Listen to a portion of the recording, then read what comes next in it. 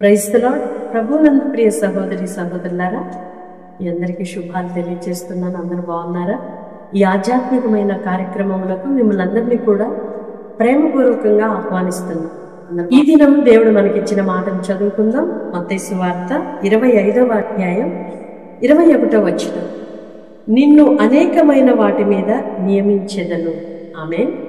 ఇక్కడ చదువుబడిన లేఖనంలో అనేకమైన వాటి మీద నియమిస్తాను అని వాగ్దానపూర్వకమైన మాటను మనం చూస్తున్నాం. కొంచెంలో మనము నమ్మకంగా ఉంటే దేవుడు అప్పగించిన పరిచర్యైనా, దేవుడు మనకిచ్చిన రక్షణలోనైనా, దేవుడు మనకి ఇచ్చిన ఈ జీవితంలో నమ్మకముగా ఉంటే మనలను విస్తరింపచేస్తాడు, ఆశీర్వాదకరమైన మార్గంలోనికి ఆయన నడిపిస్తాడు. ఇక్కడ మనం లేఖనంలో గమనిస్తే 5 తలాంతులు ఇచ్చిన వానికి ఇంకా 5ని రెక్టిఫై చేసి దేవుడు అనేకమైన వాటి మీద నియమించాలి అంటే దేవుడు మనకిచ్చిన దానిని సోమరితనంగాను, లేకపోతే నిర్లక్ష్య స్వభావంగాను, సోమరితనంగా నిర్లక్ష్యంగా జీవించకుండా ఇవ్వబడిన జీవితంలో నమ్మకంగా ఉండాలి. దేవుడు మనకిచ్చిన ఆత్మీయమైన జ్ఞానాన్ని బట్టి నమ్మకంగా పనిచేయాలి. దేవుడు మనకిచ్చిన రక్షణను నమ్మకంగా కొనసాగించుకోవాలి. అప్పుడు మనలను ఆయన నమ్మకస్తులని ఎంచి ఇంకా ఉన్నతంగా ఆయన పనిలో ముందుకు కొనసాగించగలరు. నీ కుటుంబంలో నువ్వు నమ్మకంగా ఉంటే, నీ బాధ్యతలో నువ్వు నమ్మకంగా ఉంటే నిన్ను ఆయన ఆశీర్వాదకరమైన మార్గాలలో నడిపించగలడు. కనుక ప్రియ సహోదరి సహోదరుడా, నీకివ్వబడిన బాధ్యతను నిర్లక్ష్యం చేస్తూ ఇంకా ఏదో చేయాలని, ఏదో దేవుడు ఇవ్వలేదు అని నిష్ఠూరపడటం అది అంత మేలుకరమైనది మాత్రం కాదు. అది నీకేమాత్రం సంతోషాన్ని కానీ అభివృద్ధిని కానీ కలిగించలేదు.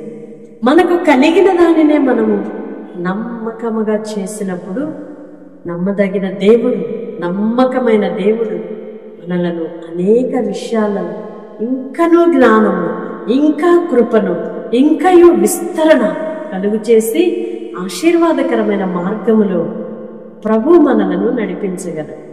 కానీ మనిషికి ఇక్కడే నన్ను ఫెయిల్ అయిపోయేది. నమ్మకత్వాన్ని కోల్పోయి అపనమ్మకస్తులుగా బ్రతికి దేవుని చేత అనుగ్రహింపబడిన ఆశీర్వాదము, ఆయన చేత ఇవ్వబడిన రెస్పాన్సిబిలిటీస్ అన్ని కూడా పోగొట్టుకొని అలా దారిద్ర్యానికి గురి అయిపోయి ఆత్మీయ లేమి, మానసికంగా సంతోషం లేని స్థితి, ఆర్థిక పరంగా అన్ని విషయాల్లో కూడా దరిద్రాన్ని మోస్తూ ఉండడం మనం గమనిస్తున్నాం. కనుక మనకివ్వబడిన జీవితంలో నమ్మకంగా అడుగులు వేద్దాం. నమ్మకత్వం చాలా ఇంపార్టెంట్. ఆత్మీయ జీవితంలో దేవునికి నమ్మకముగా జీవించేవాళ్ళు కావాలి. ప్రార్థన చేసేవాళ్ళు చాలా మంది ఉంటారు, కోకొల్లలుగా ఉంటారు. ప్రార్థన చేసిన దానిని పొందుకున్నప్పుడు నమ్మకంగా కృతజ్ఞత కలిగిన వారు కొంచెం మందే ఉంటారు. రక్షణ పొందిన వారు చాలా మంది ఉన్నారు. కానీ ఆ రక్షణలో నమ్మకంగా కొనసాగే వాళ్ళు కొంచెం మందే ఉంటారు. అంటే అపనమ్మకస్తులే ఎక్కువ మంది కనబడతారు. వివాహ జీవితం పరిశుద్ధమైనది, దేవుడిచ్చినదే. దేవుడు చట్టపరిచిన వారిని మనుషులు వేరు చేయకూడదని తెలుసు. కానీ అపనమ్మకంగా జీవించి కుటుంబాలను శాపంగా మార్చుకుంటున్నారు. ప్రియ సహోదరుడా, దేవుడు నీకిచ్చిన బాధ్యతలు నువ్వు నమ్మకంగా జీవించు. ఆయన నిన్ను గొప్ప చేయడం ఆయన వశములో ఉన్నాడు. కనుక ప్రార్థన, ఆత్మీయ జీవితం, కుటుంబ జీవితం, పరిచర్య, లేక నీకు ఇవ్వబడిన ఉద్యోగ రీత్యలో, వ్యాపారంలో, నీ చేతి పనిలో, నీకు ఇవ్వబడిన ప్రతి బాధ్యతలో నమ్మకంగా అడుగులు వేసి చూడండి. నా దేవుడు నమ్మకమైన వారిని మెండుగా ఆశీర్వదించువాడైన ఆయన మాట ఇస్తే దానిని నెరవేర్చే శక్తి కలిగిన దేవుడు. నువ్వు నమ్మకంగా ఉండి దేవునికి నువ్వు ప్రశ్నించలేవు. నమ్మకంగా ఉన్నా ఎందుకయ్యా నన్ను ఇలా చేసావు అంటానికి నీకు ఛాన్సే ఆయన ఇవ్వడు. కనుక నమ్మకంగా ఉందాం, దీవించబడదాం, ఘనపరచబడదాం, గొప్పగా చేయబడదాం, దేవునికి మహిమ తెచ్చే పాత్రలుగా ఉందాం. పరిశుద్ధుడైన దేవ, ప్రేమ కలిగిన తండ్రి, మీ స్తోత్రాలయ్యా. ఇంతవరకు మీ కృపలో మమ్మల్ని వర్ధనపరిచారు. నమ్మకమైన వారికి ఎలాంటి దీవెనను మీరు కలుగు చేస్తారు. అనేకమైన వాటి మీద నియమిస్తాను. అపనమ్మకస్తులుగా బ్రతుకుతూ శాపాన్ని పొందుచున్న మా జీవితాలను కళ్ళు తెరిపించావయ్యా, మనోనేత్రాలను వెలిగించావయ్యా, జ్ఞానోదయమును కలిగించావయ్యా. ఈ స్తోత్రాలు చెల్లిస్తున్నాం. ఎందుకు మేము దీవించబడలేకపోతున్నాం, ఎందుకు మేము ఘనపరచబడలేకపోతున్నాం, ఎందుకు విస్తరించలేకపోతున్నాం? చక్కగా సూటిగా మీరు మాట్లాడారు. నమ్మకంగా జీవించి ఘన విజయములు, ఘనాశీర్వాదములు, అభివృద్ధిని, విస్తరణ మా జీవితాలలో, కుటుంబాలలో నీ పిల్లలు చూచుదురుగాక.